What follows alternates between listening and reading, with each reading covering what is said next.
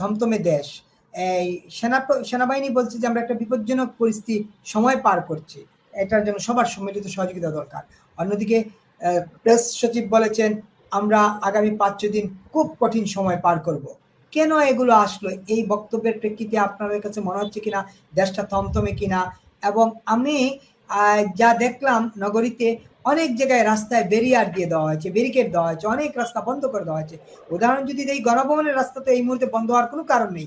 বিজয় সরণি এলিপ্যাড aeroplane মোড় থেকে Ganabhaban residential মোড় পর্যন্ত রাস্তাটা বন্ধ করে দেওয়া হয়েছে ব্যারিয়ার দিয়ে। অন্যদিকে পরিকল্পনা কমিশন থেকে রোকেয়া শহরের দিকে যে রাস্তাটা গিয়েছে, পরিকল্পনা কমিশন এখানে ব্যারিয়ার দেওয়া হয়েছে। এভাবে অনেক জায়গায় নাকি ব্যারিয়ার দেওয়া হয়েছে। নানা রকম আতঙ্ক উদ্বেগ মানুষের মাঝে বিরাজ করছে। আপনি কিভাবে দেখছেন একজন রাজনীতিবিদ হিসেবে? ধন্যবাদ আপনাকে, ধন্যবাদ আমার বিজ্ঞ সহ-আলোচক এবং যারা দেখছেন তাদেরকে। মূলত থমথমে পরিস্থিতি তো শুধু 31শে জুলাই আজকের দিনটা এরকম না, আমরা বেশ কিছুদিন যাবতই দেশে একটি থমথমে পরিস্থিতি দেখতে পাচ্ছি এবং আইন শৃঙ্খলা পরিস্থিতির চরম অবনতি হয়েছে। মানুষের জানমালের নিরাপত্তা নেই। সেই সাথে আপনি দেখবেন যে মব জাস্টিস অহরহ চলছে। এটি পুরনো কথা, অনেকদিন যাবৎ বলতেছি বিভিন্ন টকশোতে। মানে এই এই ইয়াটা বন্ধ করার মতো কোনো প্রকার লক্ষণীয় অবস্থান আমরা কিন্তু লক্ষ্য করছি না। গত 1-2 মাস যাবৎ যে অবস্থা চলছে, এই অবস্থায় একটা রাষ্ট্র চলতে পারে এটা আমি ব্যক্তিগতভাবে মনে করি না। কারণ আমি হেঁটে যাব রাস্তা দিয়ে, এটা যে নিরাপদভাবে আমার গন্তব্যে পৌঁছতে পারবো এরকম কোনো অবস্থা আজকে বাংলাদেশে বিরাজমান নাই। আর কিছুক্ষণ পরেই মানে আগস্ট মাস শুরু হবে। সরকারের পক্ষ থেকে যা আশঙ্কা করছে, আমরা যা শুনছি বিভিন্ন মিডিয়াতে, বিভিন্ন সামাজিক যোগাযোগ মাধ্যমে, যে এই আগস্ট মাসে আওয়ামী লীগের কর্মসূচি থাকবে, তারা দেশে একটা অস্থিতিশীল পরিস্থিতি সৃষ্টি করতে পারে, এরকম একটা তোলা হচ্ছে। এবং এই প্রেক্ষাপটে কিছু সতর্কবাণী, এটার কোনো সত্যতা যদিও পাই নাই, তারপরে এসবির পক্ষ থেকে এটা সতর্কবাণী এসছে একজন ডিআইজি এসপি বরাত দিয়ে।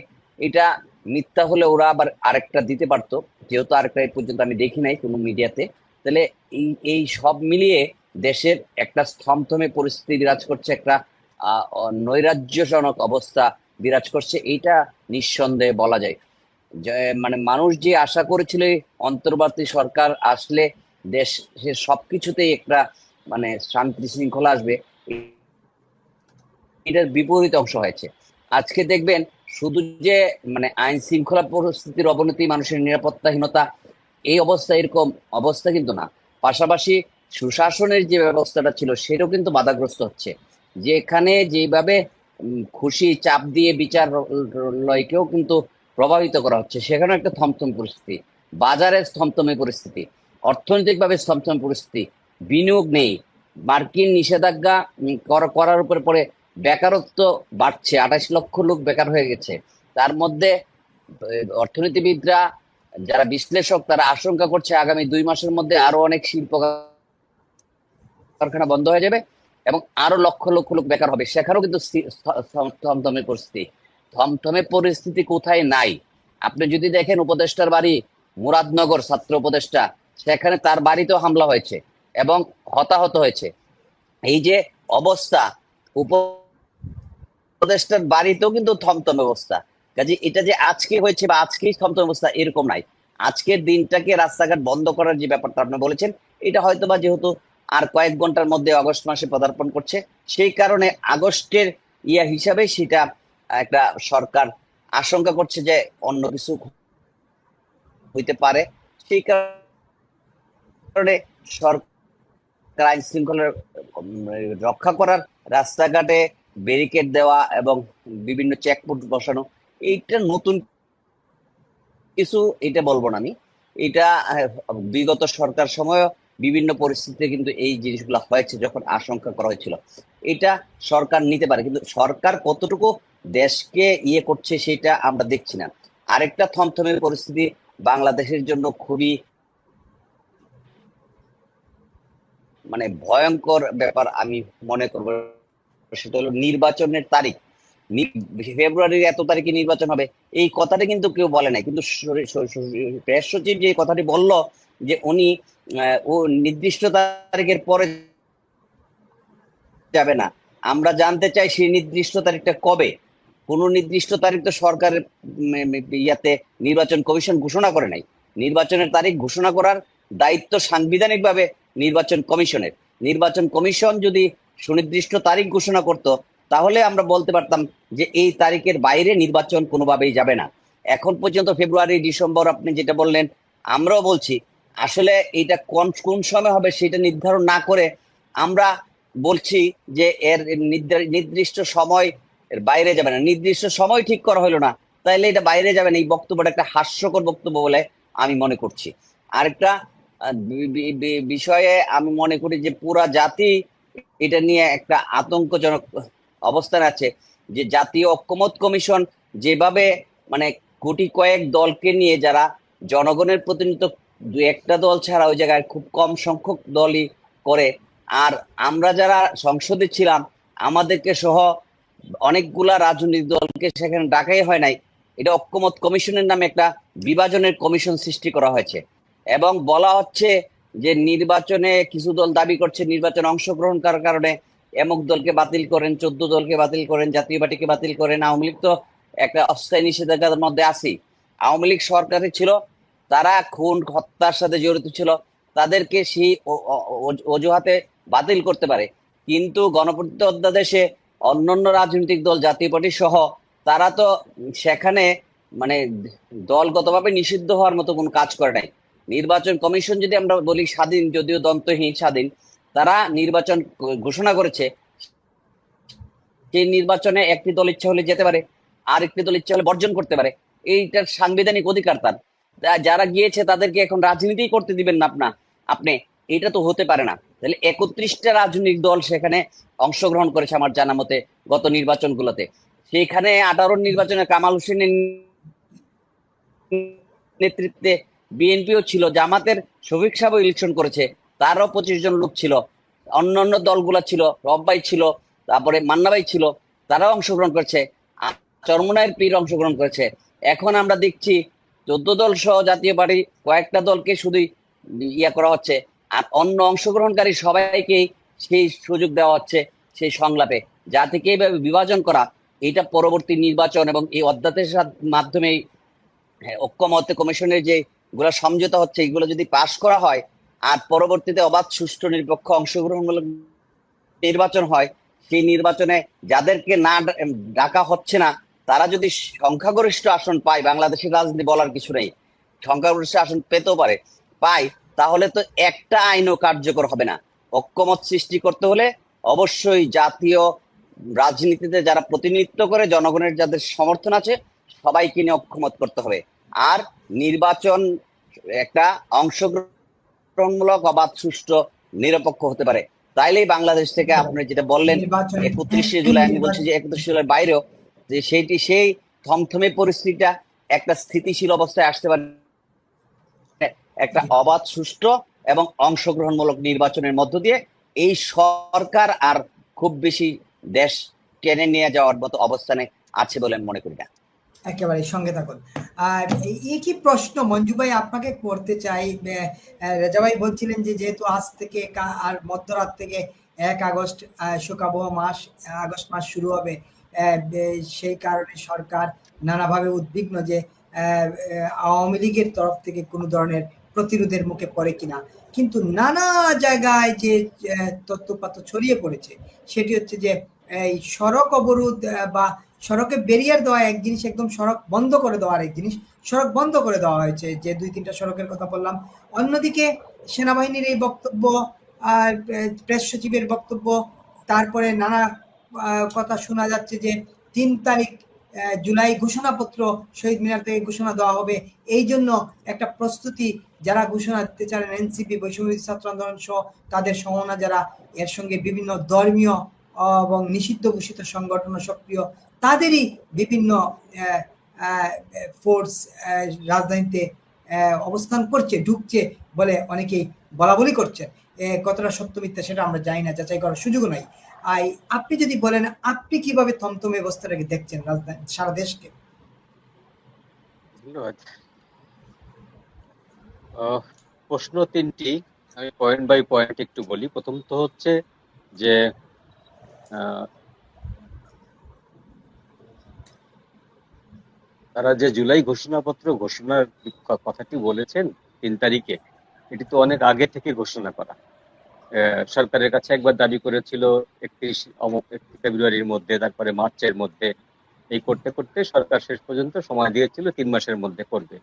তো তারা এখন 3 তারিখে সাব্যস্ত করেছে এই ঘোষণাটি আহ, প্রথমত ঘোষণা হবে, কিন্তু সেটিকে মেনে নেবে না। তাদের যে প্রধান যে শরিক দলটি বিএনপি মেনে নেবেন না, কারণ ওইখানে আহ, সংবিধান সংশোধন করে যে অধ্যাদেশ জারি করছে আলী রিয়াজ সাহেব, সেখানে সব পয়েন্ট যদি বিএনপি মেনে নেয়, একটি পয়েন্ট বিএনপি কোনোভাবেই মানতে পারবে না। সেটি হলো যে যিনি দলের প্রধান হবেন তিনি প্রধানমন্ত্রী হতে পারবেন, হুম, সরকার প্রধান হতে পারবেন না। তো এইটি খালেদা জিয়ার ক্ষেত্রেও যেমন সত্যি, তারেক রহমানের ক্ষেত্রেও সত্যি। আমি আওয়ামী লীগকে হুম, এখানে বাদ রেখে দিচ্ছি। সুতরাং বিএনপি এই জিনিসটি মেনে নেওয়ার কথা না, বিএনপি মেনে নেবে না যে যিনি দলের প্রধান তিনি রাষ্ট্রের প্রধান বা সরকারের প্রধান হতে পারবেন না।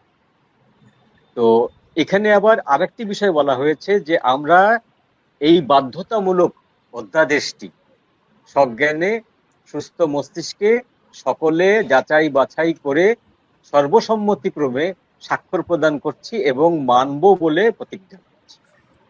হুম। তো এরকম একটি ঘোষণাপত্র যখন আপনি আগেই পড়ে নিচ্ছেন দলগুলোর কাছ একটু থেকে। যদি মঞ্জু ভাই আপনাকে একটু কারেকশন দেই, সেটা হচ্ছে এটা আপনি যেটা বলছেন জুলাই সনদের কথা। আর অন্যদিকে জুলাই সনদের এনসিপির কথা। সদস্য সচিব গতকালকে যেটা প্রেস ব্রিফিং করে বলছেন যে আপনারা সাংবাদিকরা জুলাই সনদ এবং ঘোষণাপত্রকে গুলিয়ে ফেলছেন। ঘোষণাপত্র একেবারেই আলাদা বিষয়। আমরা জুলাইয়ের স্বীকৃতি চাই এবং এটি আইনি স্বীকৃতি চাই, সাংবিধানিক স্বীকৃতি চাই। এই জন্যই আমরা ঘোষণাপত্রের কথা বলছি। এই ঘোষণাপত্রটাই তারা 3 তারিখে ঘোষণা করতে চায়। এই কারণে নানাভাবে লোকজন জড়ো করা হচ্ছে বলে শোনা যাচ্ছে। তাদের লোকজন, ইসলামী ঘরানার লোকজন, মিলিটেন্ট লোকজন, নানা রকম লোকজন জড়ো হচ্ছে। এইসব কারণে এক ধরনের উত্তপ্ত অবস্থা বিরাজ করছে। আপনি জানেন ছাত্রদল শহীদ মিনারে ওই একই সময়ে একই দিনে সমাবেশ ডেকেছিল, কিন্তু তারা পরে গতকালকেই ব্রিফিং করে তারা জানাইছে তারা এই জায়গা থেকে সরে আসছে। এখন এটা তারা বলছে যে এটি সম্পূর্ণ আলাদা, কিন্তু আমরা যারা এটি পড়েছি তারা আমরা জানি যে 7টি পয়েন্ট দিয়ে জুলাই ঘোষণাপত্রটিকে সংবিধানের ওপরে স্থান দেওয়া হয়েছে। আলী রিয়াজের যে আহ, সংবিধান সংশোধন যেটা, হুম, সেইটিকে জুলাই তার তার ভিতরে জুলাই ঘোষণা হচ্ছে অন্যতম। জুলাই ঘোষণাটিকে সর্বোচ্চ পর্যায়ে গুরুত্ব দেওয়ার জন্য বলা হয়েছে বাধ্যতামূলক। হুম, তো সেটা যখন বলাই হয়েছে, তারপরে আলাদাভাবে যখন এরা এটা ইয়েতে শহীদ মিনারে দাঁড়িয়ে এটা যখন প্রকাশ করবেন, এটা হচ্ছে পাবলিক শো। তো এই পাবলিক শো করার সময় তাদের ধারণা ছিল আগে যে এইটি দেশের সর্বস্তরের জনগণ গ্রহণ করে নেবে। গ্রহণ করে গত বছর 2024 সালের জুলাই মাসের বা আগস্ট মাসে যে গণজাগরণটা হয়েছিল, সেরকম একটি গণজাগরণের মতো ঘটবে। সেই গণজাগরণের মতো ঘটার ফলে তাদের যে গত 1 বছরের যত সব ব্যর্থতা ছিল, সমস্ত ব্যর্থতা চাপা পড়ে যাবে। তাদের প্ল্যানের ভিতরে এই জিনিসটা আছে। যে কারণে আপনি দেখবেন যে গোপালগঞ্জ ম্যাসাকারের পরে এরপরে চট্টগ্রামে বা চাঁদপুরে বা কুমিল্লাতে যে সমাবেশগুলো হয়েছে এনসিপির, সেই সমাবেশগুলোতে কিন্তু প্রচুর পরিমাণে ইসলামী দল থেকে লোক হায়ার করা হয়েছে। চট্টগ্রামের একটি সমাবেশে আপনি উইদাউট টুপি একজন দর্শককেও আপনি দেখবেন না। একজন দুজনকে হয়তো সিলেটও তাই। দেখতে পারেন, সেটা সিলেটেও তাই। তার মানে হচ্ছে এটা স্পষ্টভাবে তাদের নিজেদের কোনো লোক সংখ্যা তারা পাচ্ছে না, নিজেদের পক্ষে তাদের সাধারণ জনগণকে তো পাচ্ছেই না, নিজেদের কর্মীদেরকেও পাচ্ছে না। সেখানে হেফাজতে ইসলাম, জামাতে ইসলামী বা চরমোনাই পীর সাহেবের দল, ইসলামী শাসনতন্ত্র আন্দোলন, শিবির, এদের কাছ থেকে লোক ভাড়া করে নিয়ে করা হচ্ছে। এবং 3 তারিখে ঠিক এই কাজটি করা হবে শহীদ মিনারে। এই কাজটি করে ব্যাপক একটা শোডাউনের প্ল্যান আছে তাদের, যে শোডাউনটা গত কয়েকটি গত কয়েকটি ঘটনায় যেভাবে ইউনূস সাহেবের সরকারের ভাবমূর্তি নষ্ট হয়েছে, বিশেষ করে গোপালগঞ্জ থেকে শুরু হয়ে তারপরে এই যে মাইলস্টোনের যে বিমান দুর্ঘটনার লাশের সংখ্যা বলতে না পারা বা লাশের সংখ্যা গুম করা, এই বিষয়টিকে আমরা এখন কমই বলবো, কারণ এখন পর্যন্ত সংখ্যা বলতে পারেনি, এবং এই সংখ্যা বলতে না পারা কোনো রকেট সায়েন্স না। এটা একদিনেই বলা সম্ভব, ইজিলি বলা সম্ভব। তো সেটি তারা বলছেন না। তো এরপরে সেনাবাহিনীর সঙ্গে একটু দূরত্ব খেলা, আমি এটাকে আমার কাছে মনে হয় দূরত্ব খেলা। ঠিক দূরত্ব সেনাবাহিনীর সাথে কখনোই ডক্টর ইউনূসের ছিল না, এখনো নেই। দূরত্ব থাকলে উনি এতদিন পর্যন্ত, 1 বছর পর্যন্ত সরকার পরিচালনা করতে পারতেন না। তো এই দূরত্ব খেলা, সেনাবাহিনী জানে না নির্বাচনের বিষয়ে সরকার কি সিদ্ধান্ত নিচ্ছে। যেমন বিমান বাহিনী, বিমানের কর্মকর্তারা জানেন না যে 25টি আপনার বোয়িং বিমান কেনা হচ্ছে, তাই না? তো এই বিষয়গুলো হচ্ছে যে লেজে গোবরে তো পাকিয়েছে সবকিছুই। এখন সেখান থেকে একটি একটি করে উত্তরণের তো কোনো পথ নেই বা সময়ও নেই। সেখান থেকে উত্তরণের জন্য তাদেরকে একটি বড় ধরনের গণজাগরণ দরকার, অর্থাৎ র্যাপিড একটা ফোর্স ক্রিয়েট করা দরকার। গণজাগরণ বলতে র্যাপিড একটা ফোর্স ক্রিয়েট করা দরকার। শহরে বা জনগণের ভেতরে, দেশবাসীর ভেতরে এক ধরনের ভীতি সৃষ্টি করা দরকার যে এই দলটির পেছনে প্রচুর পরিমাণে জনসমর্থন আছে, প্রচুর পরিমাণে লোকজন আছে, এবং তারা প্রয়োজন বোধে বুকের রক্ত ঢেলে দেবে, তারা প্রয়োজন বোধে মানুষের প্রাণ সংহার করবে। এইরকম একটি ভাইব দেওয়ার চেষ্টা করা হচ্ছে, এরকম একটি চিত্র মানুষকে দেওয়ার চেষ্টা করা হবে 3 তারিখে। সেই জন্যই আগে ভাগে শহরের অর্ধেকটা অংশ, আমি ধরে নিলাম আপনি যে অংশগুলোর কথা বললেন, এটা শহরের সব প্রাণকেন্দ্র। শাহবাগটাও বন্ধ করে দেওয়া হয়েছে। শাহবাগের 2-3 পাশ দিয়ে ওখানে একটা অ্যাম্বুলেন্স পর্যন্ত 3টি হাসপাতালে যেতে পারছে না, ওখানে 3টি হাসপাতাল যেতে পারছে না। তো এই সমস্ত বিষয়টি করাই হচ্ছে যে ডক্টর ইউনূসের পায়ের তলা থেকে মাটি সরে গেছে, এইটা যখন তার নিজস্ব লোকরাই বলছে যে সেফ এক্সিট খোঁজার জন্য, এবং তাকে যারা বসিয়েছে তারা নিজেরাও হতাশ, এবং তারা যখন হতাশ হচ্ছে, এডি ভান্সের মতো লোক যখন হতাশ হচ্ছে, তুলসী গ্যাবার্ডের মতো মানুষ যখন হতাশ হচ্ছে, তখন ডেফিনেটলি বলতে হবে যে ইউনূস সাহেবের মাথার উপর থেকে আমেরিকার যে প্রশ্রয়ের হাতটি, সেই হাতটি সরে যাচ্ছে। তো সেটা সরে গেলে ওনার তো আর কিছু থাকে না, তখন একমাত্র থাকে হচ্ছে এনসিপি আর হচ্ছে সেনাবাহিনী। সেনাবাহিনীও যখন বলে যে আমরা নির্বাচনের বিষয়ে আগাম কোনো খবর পাইনি, আমাদেরকে জানানো হয়নি, তার মানে সেনাবাহিনীর সঙ্গে একটি দূরত্ব আছে। এরপরে বাকি থাকলো এনসিপি। কারণ এনসিপির যদি 3 তারিখের ওই ঘোষণাটি যদি বজ্র আটুনি ফসকা গেরোর মতন অবস্থা হয়, যে বিশাল করে গর্জিল কিন্তু সেইভাবে বসছিল না, তাহলে তো ওনার আসলে পায়ের তলায় মাটি একেবারেই থাকবে না। সেই কারণে 3 তারিখের ওই যে গ্যাদারিংটা, ওই সমাবেশটাকে তাকে এনিহাউ, এটাকে একটা ভীতিকর, শহরের ভিতরে এক ধরনের ভীতি সৃষ্টি করে, আতঙ্ক সৃষ্টি করে মানুষের সামনে প্রমাণ করতে হবে যে আমরা একসাথে আছি, ঐক্যবদ্ধ আছি। আসলে ঐক্যবদ্ধ নেই। আজকে বামপন্থী দলগুলো ঐক্য মিটিং বয়কট করেছে। তো এই ঘটনাগুলো ঘটবে। এর এখন যেটি বলছে যে আপনার তথ্য উপদেষ্টার যে কথাটি, যে 5-6 দিন, কেউ কেউ বলছে 15 তারিখ পর্যন্ত, কেউ কেউ বলছে যে প্রথম সপ্তাহটি, এই সবগুলোই হচ্ছে এক ধরনের প্যানিক তৈরি করা, এক ধরনের প্যানিক তৈরি করে জনগণকে, যারা প্রতিবাদ করতে নামবে এদেরকে ঘরের ভিতরে আটকে রাখা। এবং এর আগে আপনি খেয়াল করে দেখুন, পুলিশের পক্ষ থেকে একটি বিবৃতি জারি করা হয়েছিল পুলিশ উপমহাপরিদর্শকের, যে 1 তারিখ থেকে আগস্টের 1 তারিখ থেকে সকল জায়গায়, বিশেষ বিশেষ জায়গায় তল্লাশি করা হবে, সকল ধরনের যানবাহন তল্লাশি করা হবে, বিশেষ করে মোটরসাইকেল আরোহীদেরকে তল্লাশি করা হবে, বা কোথায় কোথায় কি করা হবে, এই ধরনের একটি ভীতিকর একটি বিবৃতি জারি করা হয়েছে। পরদিন আবার আইজিপি বললেন আমি তো এই ধরনের কোনো কথা জানি না। ব্যাপারটা বহু খেয়াল করুন, অ্যাডিশনাল আইজিপি একটি ঘোষণা করছেন, আইজিপি সেটি জানেন না। আবার সরকার বিমান কিনে ফেলছে আপনার অর্থ মন্ত্রণালয় দিয়ে, সেটি আবার বিমান সংক্রান্ত কোনো লোকজন, বিমানের মহাপরিচালক জানেন না। সরকার নির্বাচনের তারিখ ঘোষণা করে দিচ্ছে, যার অন্যতম স্ট্রং পজিশন হচ্ছে, যার অন্যতম স্ট্রং ক্যান্ডিডেট হচ্ছে সেনাবাহিনী, যে এই নির্বাচনটিকে শান্তিপূর্ণ করার জন্য সেনাবাহিনী সেটা জানেন। তার মানে এটা হচ্ছে যে তারা নিজেরা যে সিদ্ধান্তটি নিচ্ছে, সেই সিদ্ধান্ত তাদের স্টেক হোল্ডার যারা আছে তাদের কারোর সাথেই আলোচনা করে নিচ্ছে। তো এই যে নিচ্ছে না, এইটি হচ্ছে তাদের দেউলিয়াত্বের প্রকাশ। তারা ভেতরে বাইরে পুরোপুরি এখন দেউলিয়া। সেই দেউলিয়াত্ব ঢাকার জন্য একটা প্যানিক সৃষ্টি করেছে। এই প্যানিক সৃষ্টি করে মানুষকে ঘরে আটকে রাখতে চাইছে, এবং তাদের সিলেক্টিভ যে মানুষগুলোকে তারা ঢাকায় এনেছে, সেই সিলেক্টিভ মানুষগুলোকে দিয়ে ঢাকা শহরে একটা বড় ধরনের প্রসেশন করতে চাচ্ছে, একটা শোডাউন করতে চাচ্ছে। এটাই হচ্ছে মুদ্রা বিষয়, এটাই হচ্ছে থমথমের মুদ্রা বিষয় একেবারেই।